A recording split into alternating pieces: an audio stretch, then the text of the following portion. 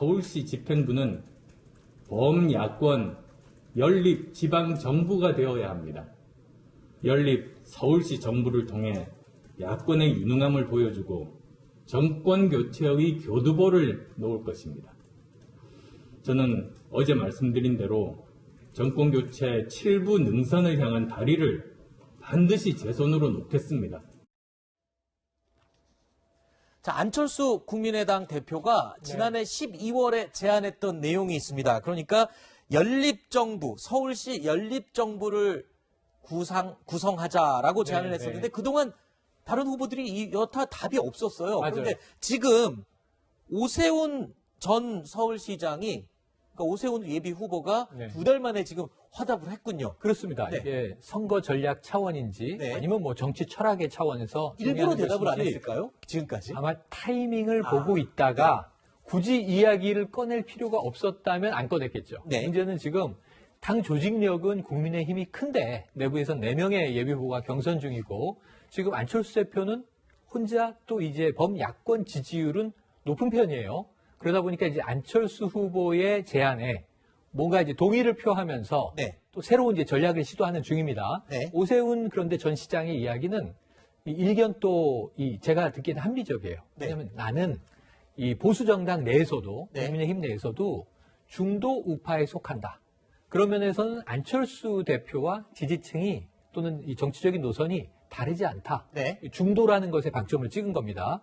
합리주의 노선이다. 그런 면에서는 함께 할 수 있다. 이런 이야기를 한 건데 그러면 이제 오세훈 전 시장하고 조금 각을 세우고 있는 보수의 정체성을 더 강조하는 분은 나경원 전 의원인데 나경원 전 의원도 연정에 대해서는 동의를 표했고요. 더 넓혀서 금태섭 전 의원이나 1인 정당인데 시대정신의 조정은 대표도 함께 할 수 있다. 그래서 사실은 이 주요 후보들이 다 안철수 대표의 제안에 수긍하는 분위기입니다.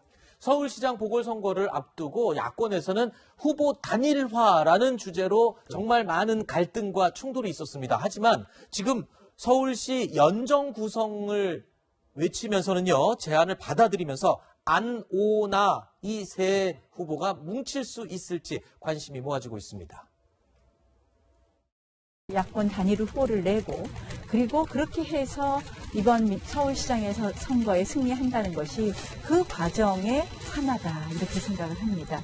그래서 제가 자유주의 상식연합을 이야기했고 그 뜻에 우리 금태섭 후보님께서도 흔쾌히 동의를 해주셨습니다. 저는 초기부터 범야권의 인재를 널리 등용하겠다 그렇게 말씀을 드렸습니다.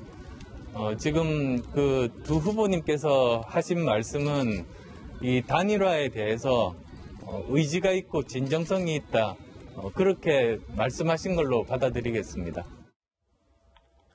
서울시의 연립정부를 구성한다. 쉽게 얘기하면 승자 독식 방식이 아니라 선출되는 서울시장의 모든 권한을 가져가는 게 아니라 같이 뛰었던 야권 후보들이 일정 권한을 나눠 갖는다. 뭐 이런 방식인데 이 예는 과거에도 성공한 사례가 있었죠.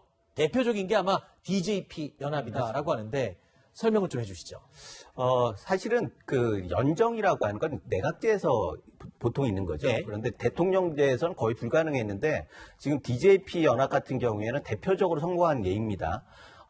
그때는 DJ하고 JP가 지역 기반이 있었고 그래가지고 서로 지분이 있었고 그래서 그게 첫 번째고 두 번째는 나눠 가질 자리가 있었어요. 장관 자리 나눠 갖고 실세 승리로 JP가 굉장히 오랫동안 실권을 잡고 있었죠. 그랬기 때문에 성공한 거고 거기에 나가가지고 경기도 연립정부가 있었습니다. 그거는 원래 그 노무현 전 대통령이 했던 대연정의 그 후속 조치 같은 분위기였어요.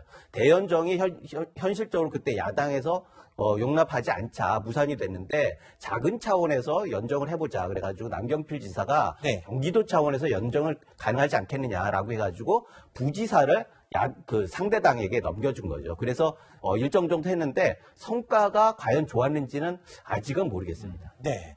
자, 그런데 지금 이렇게 서울시 연정 구성 두 달 만에 갑자기 후보들이 뽕을 보이는 이유. 아까 타이밍을 보셨다고 말씀하셨는데 그것도 이유가 되겠지만 최근에 여권 주자인 박영선 예비 후보의 그렇죠. 여론조사 볼 때 약진. 그렇죠. 이거를 보고도 이거는 그냥만 있으면 안 되겠다. 연정이라도 해야겠다. 네네. 이런 이유도 있지 않을까요? 그러니까 지금 뭐 삼자 필패론 이런 게 야권에 돌고 있지 않습니까? 네네. 사실상 뭐 필패일지 아닐지 모르고 김종인 비대위원장은 삼자여도 우리가 이긴다는 얘기도 하시지만 문제는 뭐냐면 어쨌든 불리한 건 사실이죠. 그렇죠. 질 위험성이 높습니다. 그러면은 약한 쪽, 야권은 지금 계속 뭉쳐야 되는데 그렇죠. 뭉치는 게 그동안은 화두가 단일화라는 하나밖에 없어요. 그렇죠. 왜 단일화를 하느냐? 이거 대권 가기 위한 징검다리 아니냐? 누구를 위한 단일화냐? 누구를 위한 단일화냐? 그러다 보니까 그 컨텐츠가 필요했는데 연정은 서울시를 여러 세력이 다채롭게 네. 함께 잘 운영해 보겠다라는 거니까 그림이 좀 맞아질 수 있고 네. 국민의힘과 그럼 국민의당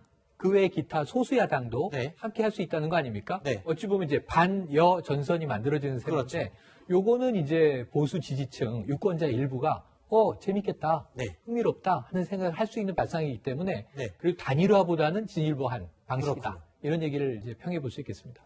야권 주자들이 어찌 보면 단일화를 놓고 모래알처럼 뭉치지 못하고 따로따로 노는 느낌이었다면 지금 이 서울시 연정 구성을 두고 뭉치는 모양새입니다. 그렇죠. 이 모양이 또 여권 주자들이 볼 때는 그렇게 달갑게 보이지는 않겠죠. 여권의 반응은 이렇습니다. 함께 들어보시죠. 야권 후보자들의 동상이몽 서울시 나눠먹기. 서울시는 여러분의 생일 케이크 아닙니다. 1년 남짓한 서울시장 임기를 몇 개월씩 돌아가면서 하겠다는 뜻인지 서울 동작 을시장 나경원, 서울 광진을시장 오세훈, 서울 노원병시장 안철수로 시정을 나눠서 하겠다는 뜻인지 알 수가 없습니다. 서울시의 연정 구성안에 대해서 여권에서는 무슨 생일 케이크 쪽에서 나눠 먹기냐 이런 식으로 비판을 했습니다. 이러자 이 제안을 제일 먼저 했던 안철수 대표가요. 즉각 오늘 비판을 했습니다.